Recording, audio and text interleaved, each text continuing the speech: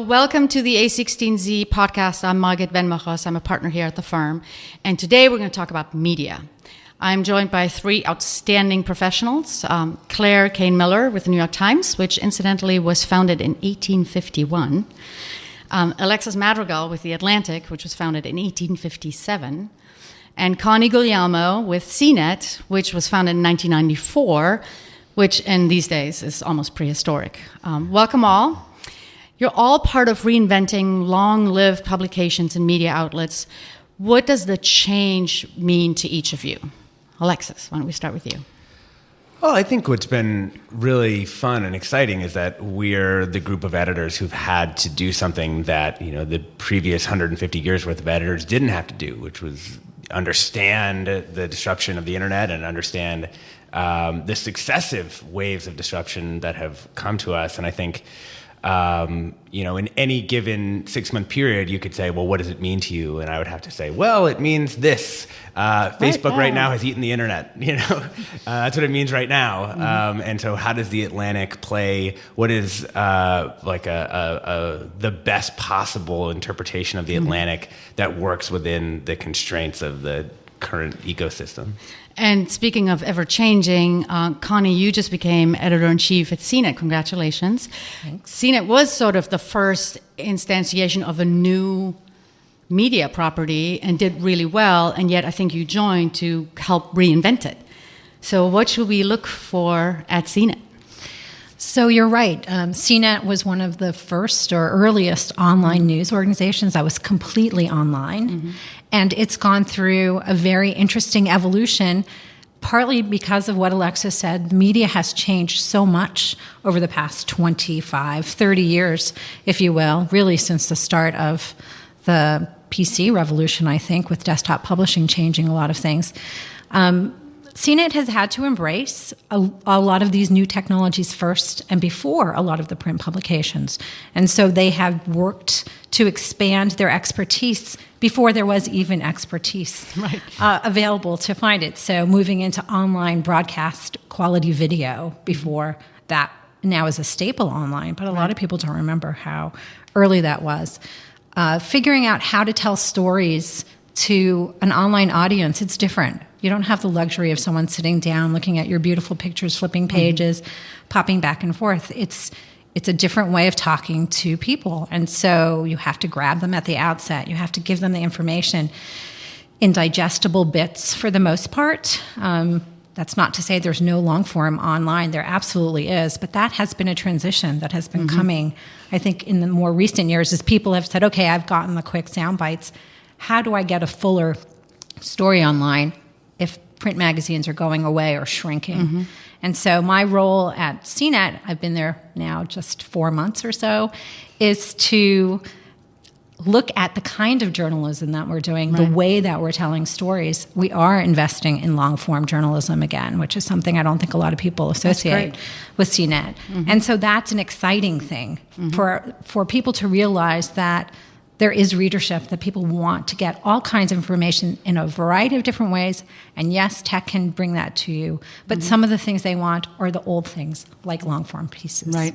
And Claire, the New York Times has been around for a while, as I mentioned, but then you launched and helped launch Upshot this year. So tell us what Upshot is and how it works in the context of the paper. It's a new section of the Times that is a standalone section online, and it runs throughout the paper in different places. So that's something new. Before, if you were a business reporter, you wrote business stories that ran in Business Day. And this is an acknowledgement that a lot of these stories apply throughout the paper. But it's mostly online, and it takes a different voice. It's more analytical. Mm-hmm. It's more like the news columnists, not the op-ed columnists who are expressing opinions, but the news columnists who are doing reported pieces, but they actually take a point of view based on their reporting and their analysis. And it's also a little bit more interdisciplinary. So I'm still covering tech like I had been, but really more like the intersection of tech and economics and the intersection of tech and work and the way that we live and work. And I think it's an acknowledgement, the upshot is an acknowledgement overall that people are looking for something new. page one of the New York Times served a purpose for a long time, which is this is what happened today. Here's what one side thinks, here's what the other side thinks, and that's the news. And people aren't looking for that kind of news anymore. That kind of news is almost a commodity. You know pretty quickly what happened, and people are looking for analysis of that news and deeper reporting. And it doesn't just mean a quick blog post that someone who happens to have an opinion shoots off. It still benefits from writers who have done a ton of reporting and are really steeped in the subject and know what they're talking about. But I think that readers want more analytical takes and a little bit more point of view in the reporting. Can I just add a tiny bit to that?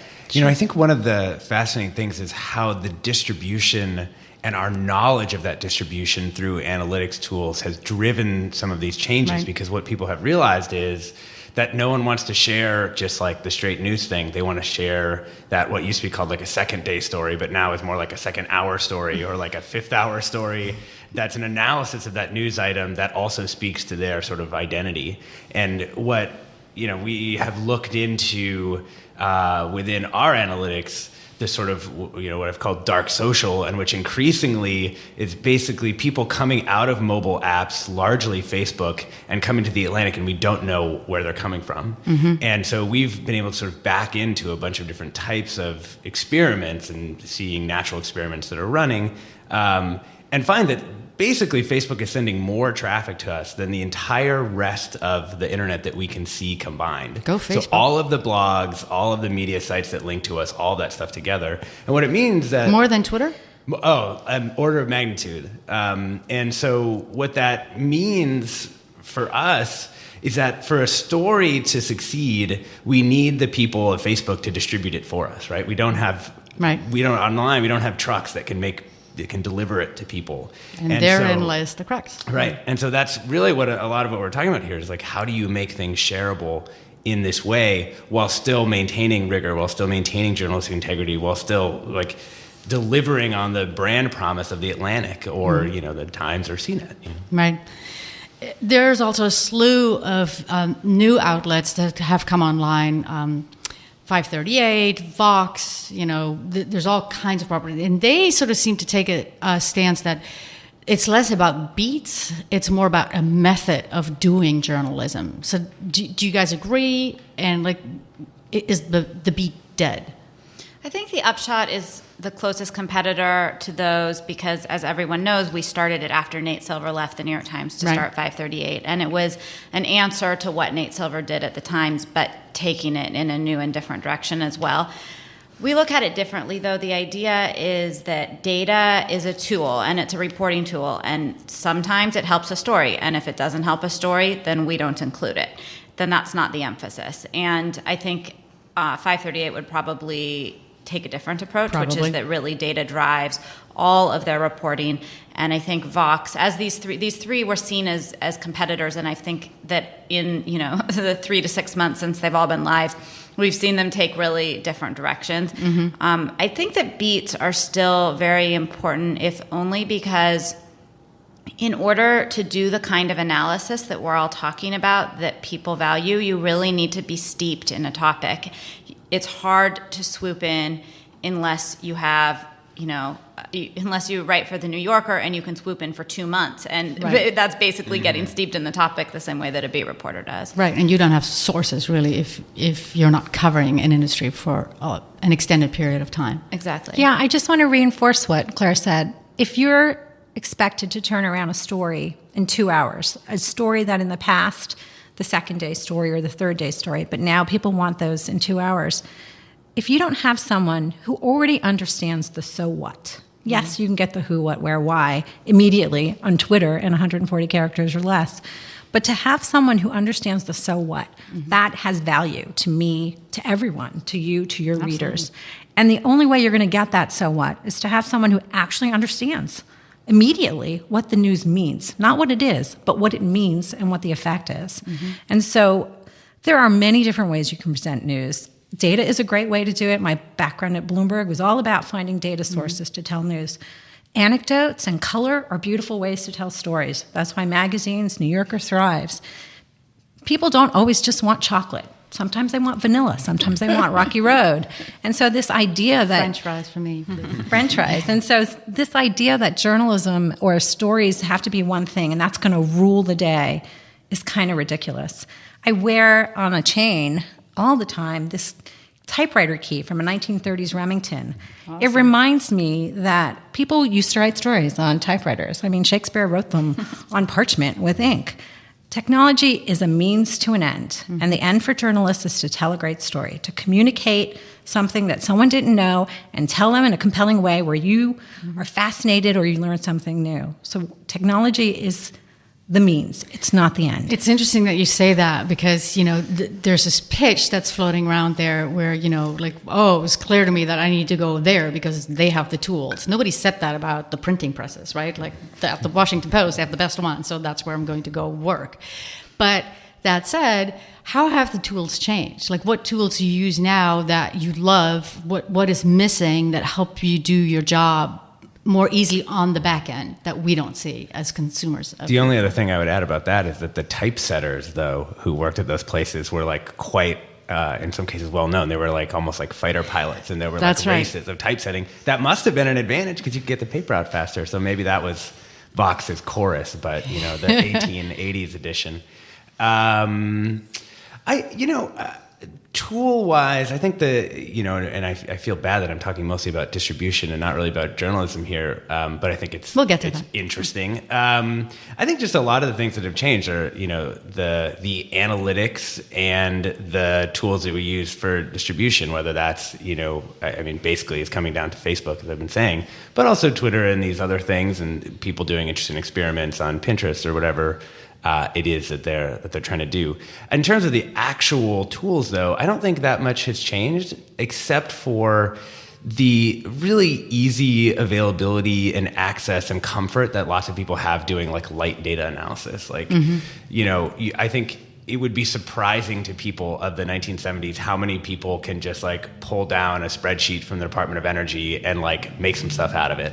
And I just know so many reporters who can just, they don't even think about that as something different, They don't think of that, or who can make a video, or who can make a podcast. It's not even, they don't think of it. I'm a multimedia journalist. They're just this is what my job is, Right. And so it's just been naturalized, in the course of, 5 years or 10 years. But the job has expanded pretty dramatically, right? You have to have a Twitter footprint and a Facebook footprint, and you have to probably go do some speaking and all of that. And you probably could have gotten away without doing any of those activities a couple of decades ago, right? Yeah, I also just think having to think at all about distribution is a new thing. Church and state, I don't even think everybody is necessarily excited about that. I find it personally interesting, but I think that it's a dangerous thing to bring into contact with journalists of certain types. But I have to say, you can go to a cocktail party and ask anybody who has any job, administrative assistant to salesperson to whatever, and you can ask them how does a company make money? And somehow you couldn't ask a journalist okay, how do you guys make money? There was such a sort of disdain. And that's just normal business. And I for one, think it's kind of healthy to go all right, what stories work and how? The question is, what are the traps that are associated with that?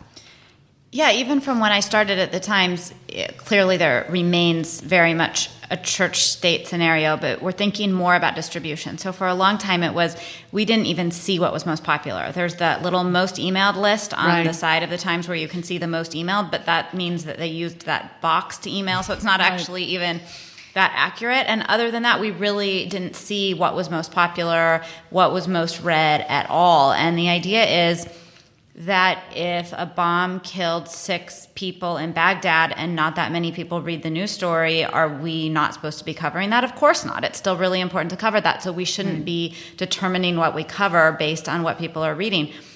And while that's still very much true, it's changed in that we're really aware now. Right before I left here, I got a note from someone at the Times telling me that one of my stories was doing remarkably well on Facebook and had generated this huge debate on Facebook, way more reader comments than on the Times. And did I want to go and weigh in? And that's the kind of thing, just to be aware of, we touched a nerve in this audience, that we weren't even hearing about that stuff a few years ago. Well, the last thing that I'll say about this is just that, that the attitude that what was popular was sort of like popular because of innate characteristics of the story is the thing I think that has really changed.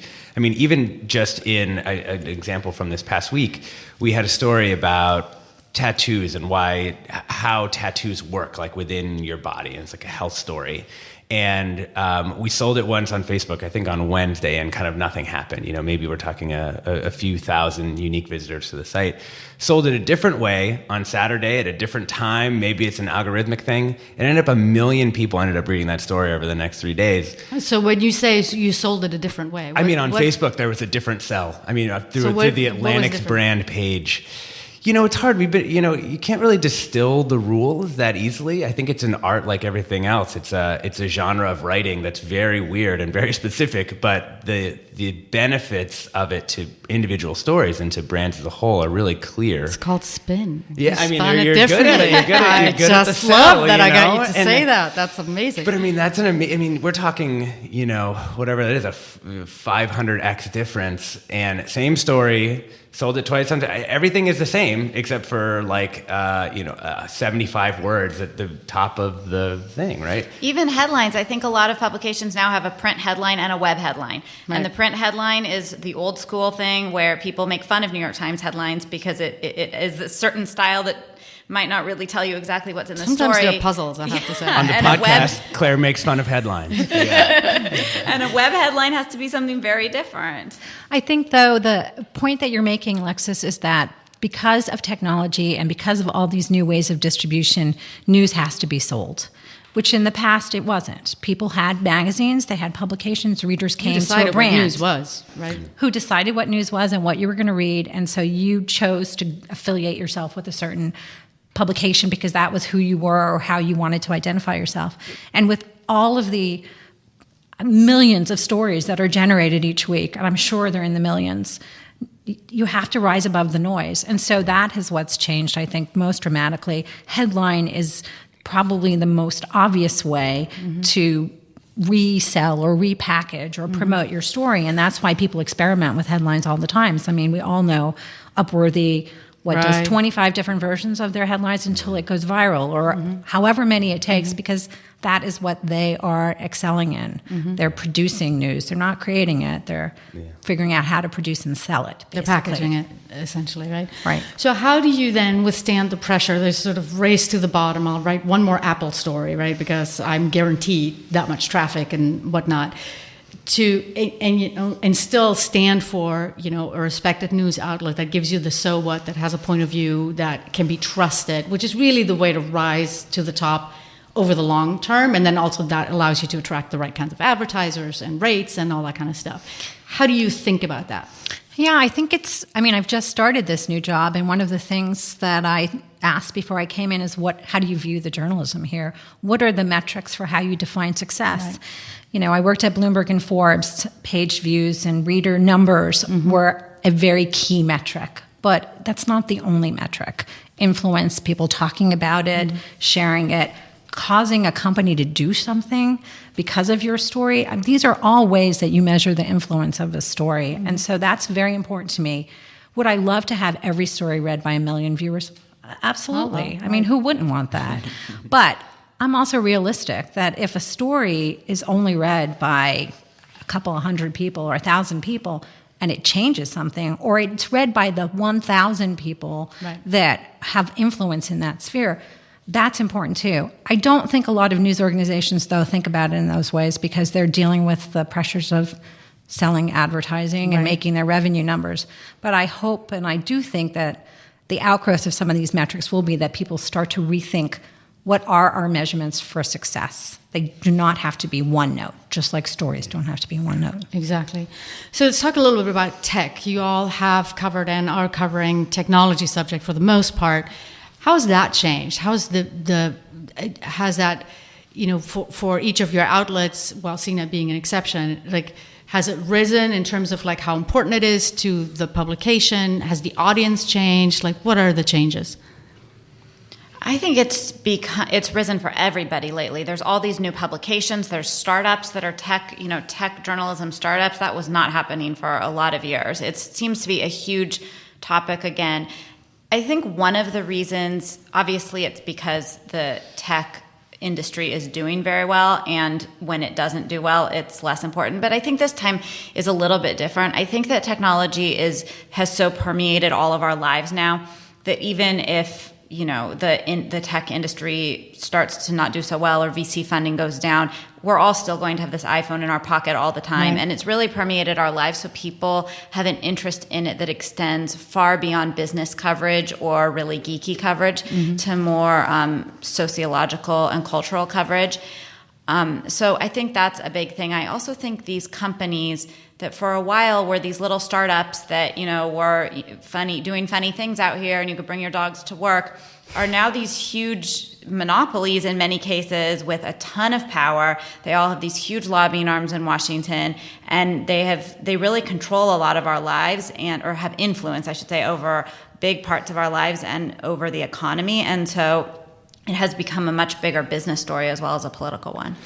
I just think the mood is so much darker than it was 5 years ago around technology. I mean, if you look at the rise of a place like Mashable, it was basically all around, like every single time there's a new tweet record, there's a record number of Twitter users, there's a record number of Facebook users. The entire story of Mashable's rise was just these kind of like celebrations of the rise of social media. And then it got here and everyone's like, shit, this sucks. Like, this isn't what I meant for, and I think that has been, I like it. Generally speaking, the mood out there. You can't just write a celebratory story like that and have anyone want to read it. Like, no one wants to hear that. And so I think, certainly the Snowden stuff, certainly just Facebook and Google essentially having hegemonic control over mobile advertising, which is where everyone sees things going. There are just a number of things where both media companies and I think readers at large feel like have darker moods. On the other hand, I think that there's a new kind of story that we've been doing a lot of, or kind of these kind of under this rubric of kind of adventures with technology that are basically just like technology integrated in people's lives, and they tell like a story in which the technology plays a role. And that kind of story would have been like totally weird to have, what are kind of pure play human interest stories that revolve around a piece of technology. Technology used to be a sector. Yeah. That was its own island. And now it's sort of everywhere and pervasive, and I think that's changing. Now, let me ask you a question about the companies, the tech companies themselves. Do you think they're doing a good job keeping up with the changes in terms of like how to tell their stories to a broader audience? Because they're not necessarily talking to other geeks, but they're talking to the world at large, and talking to CNET may not be good enough to explain yourself. Feel free to be specific. Yeah, that's a complicated question, actually. I mean, companies do have various ways of telling their stories. And, I started writing about tech, a long time ago, more than 20 years ago, which dates me. And I wrote for the first issue of Wired. And people were talking about how tech was changing things, right? Changing industries, and you could really see it. Instead of taking a box of equipment, you could take a camera to cover the war in Iraq. And so there was a lot of excitement and a lot of buzz about how things were changing. And I think people were able to tell a story then that was easier for people to understand because technology had played a predictable role in making something easier, more efficient, less expensive. With the technologies that we have now, they're solving all kinds of problems, and some of them are problems that we don't even know that we need to solve. But the technology enables it for you to do it, and then you can get a startup going, and some VC will back it, and I've got 1 million Twitter followers now. So I think that, just to play off that dark mood in Silicon Valley a little bit, just because you can do something with technology doesn't mean that you have a business or that people want to buy it. And so there is a lot of excitement around the tech. Look at what I can do and how I can put these pieces together, right? And I've got an app. But I don't know that every company has assessed whether that app is worthwhile. What kind of a problem are we solving? I mean, I make this joke that Facebook has some of the smartest people on the planet working day and night to figure out how to serve me a better ad that I don't want. So that's a lot of brain power working on a problem that I don't necessarily see has an end game. That's not to say Facebook doesn't have utilitarian use and that people don't love it and it does some things, after all, right? But that's a lot of smart people working on how to serve you a better ad. Is that really what you want all those smart people working on? Got it. I think the companies, for the reasons I was saying before, that they have become such bigger players in our lives and in business and regulation and all of that. I think that I'm talking about the big companies here, like the Googles and Apples and Facebooks. I think they've gotten a little bit scared and have really sort of hunkered down. I feel like they've become extremely controlling just in the past, a change even in the past 5 years about what story they tell and what message they're getting out. And you're the professional in this, Margaret, so you probably know if that's a good thing or a bad thing. But I get to ask the questions today. Well, for us, it is a very challenging thing because they've become a lot more controlling. And on the one hand, I see that if you are a big company like Johnson & Johnson, there are not that many stories written about you every year. Right. If you're a big company like Google, I was on the Google beat for the past 5 years, there could be 4 news stories a week. Every little thing that they did, every little thing that happened to them from a regulator, from a privacy advocate, whoever it is, that's a news story now. Mm-hmm. And they're really under the microscope. So I see why they have taken this controlling stance, but it can be frustrating for reporters. Yeah. The most interesting change seems to be that a lot of them just like do things on their own blogs and their own media sphere. I was waiting for that answer. Yes. How do you feel about that? I'm interested. I wish I could get better access to lots of them, but on the other hand, like I'm not going to cover that many things, and I feel if I put myself in the shoes of any company, we're doing a podcast. Here we are, a venture capital firm, right? It makes a lot of sense, and I think a lot of these companies can actually have a better sense of who they're trying to reach. And so they don't have to they don't have to lens through a reporter who's going to try and mass market it, right? Instead, they're just going to go, all right, there's basically 250 people who need to know about this. I'm going to put it on my blog. I'm going to tweet it. And those 250 people are going to find out about it. And I actually, if you step back from being a journalist or a media person, you think about an information ecosystem, that's actually okay. Let those people connect on the periphery, and then we can focus on, these other types of stories. Yeah, no, I agree. I'm usually in favor of, I think a company or a firm or whoever is always better off explaining themselves, but then not everything that you actually need to explain to your users might meet the bar for someone to write about. So I think both channels are important, and I think companies and consumers and media should use all of those channels very effectively. And I think actually that is something that is working. So companies, as much as they may want to exert control, there's lots of people on Twitter, on Facebook, and everywhere who can make their voices heard. And I actually think that's a great, it's a great dose of sunshine that works well. So on the kind of how-to part a little bit, I do want you all to talk a bit about how do you think about a story? How, if someone's listening saying well, I would love to tell the Atlantic about my startup. Mm-hmm. You're probably not going to write down here's what the startup does and here are the 7 features. But how do you think about what makes a great story? I just like when there's sort of an idea inside of it, there was this is a tiny little thing that Google did recently that I found kind of interesting. They started sending people they started sending people little stories that they had auto-generated out of the photos that they backed up on Google+.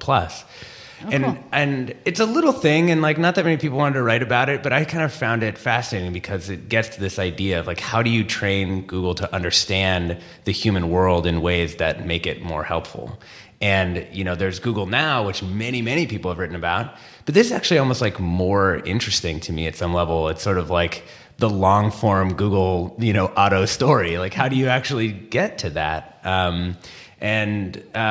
So I think a lot of what I want to hear from startups and the way that I end up working is just going like Connie was saying earlier, the so what? The idea that's embedded inside of these startups is usually more interesting than whatever thing their actual app is doing. Right. That, and I'm a huge fan of, although they're difficult to get, real process stories where we can actually get at what it's like to build something. Because these systems are incredibly complicated and they look really simple and smooth in your phone. And no one actually wants to talk about those kinds of real stories, like the difficulties. And I'm just dying to just talk to people who are like, here's what's actually hard about building an app now, right? Startups don't want to talk about that. People go like, oh, I have an app, as if it's sort of a small thing. All right, well, mental You're note. like, these guys must be sitting at their keyboards for 400 hours in a row doing something, right? And part of it is that, it's difficult that to Red explain Bull has to code be put people, to use, right? Yeah. But that's like one of the things that we've always wanted to do that we actually find most difficult to do is explain what it is to code and explain what it is to solve problems in code. Because that kind of gets at the motivations of lots of these people at like a deep level. They like solving problems in code, and yet they never want to talk to us about it. So what makes a great CNET long-form story that you say that you want to do? I think it goes back to what Alexis was saying, the idea, the so what. You want to start with something that is real, that is not a fabricated idea of, oh, look, we're going to do something that will make it easier for you to do your laundry, or that's been done. There's a lot of apps. I think legitimately sometimes companies struggle with this because when you look at, I don't know, take Airbnb, you rent out a couch. I don't know about the three of you, but like a lot of people are like, that is like, it just seems silly.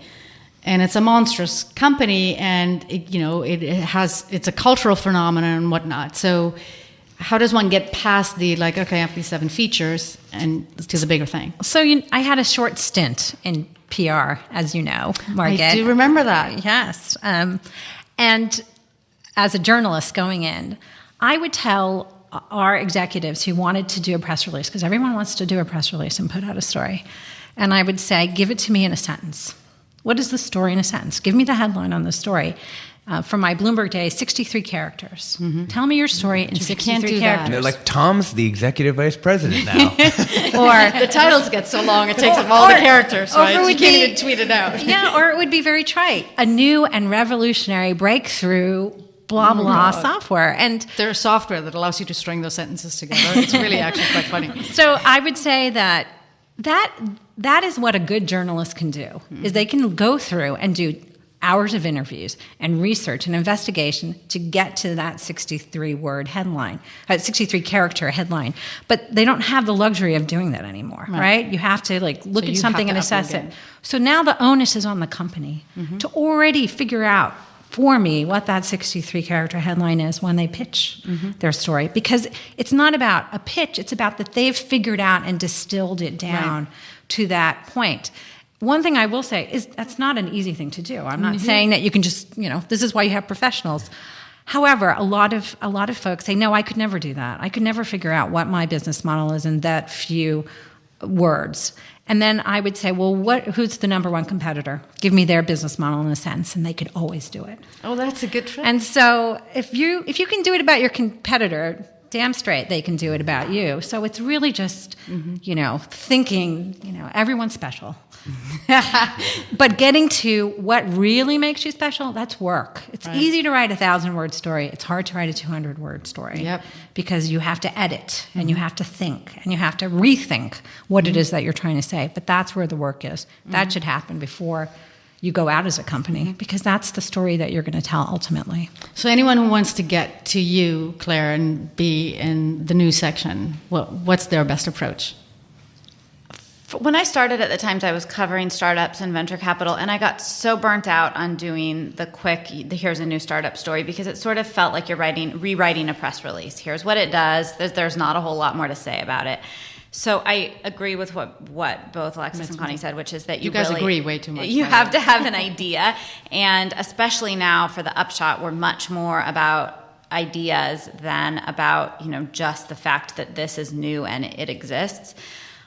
I think the Times because it has a general readership, we all sort of have this person in mind, this anonymous reader, or not anonymous reader. Everyone has one. For me, it's my grandma in Iowa, and it's like, how do I make this story interesting to my grandma in Iowa? And that is not against grandmothers or Midwesterners. It just means someone who doesn't. Is that your only demographic? Because why do you hate America? Just break it to you. It just means someone who's not in Silicon Valley or in New York City. And someone who, might not have used Airbnb before. What's the bigger idea? And then the other thing that I really like to be able to do is to tell narratives. And that's similar to what Alexis was saying also, it's like if you really, I remember in 2008 and 2009 when all the venture capitalists were saying, we have to freeze everything, and you really need to focus on profit. That's the most important thing. Oh, this famous slide decks that were coming out. Yeah, the slide deck. Mm-hmm. And actually, Sequoia did that slide deck, and I did a story with one of the Sequoia CEOs where I actually said, what was it like that day? What did you do? Not just like we cut costs, but like what did you do? What was your actual emotional reaction? What were the conversations you had? And I think those narratives are a lot better. And I've done a lot on women in tech recently where it's been reporting for months and months to tell a story. Mm-hmm. And to me, that tells a little bit about what it's like to be in this place and to live and work in Silicon Valley is a much more interesting story to me. To me, I get to live in this industry, but I will say like the stories I most enjoy give me the feeling that someone's taken me inside, whether it's a war zone or a different industry or different demographic, and I sort of feel like I can actually be a fly on the wall. So I would love for you guys to all keep doing those. So with that, thanks a lot, guys, for joining me. You're welcome. Thanks. Thanks.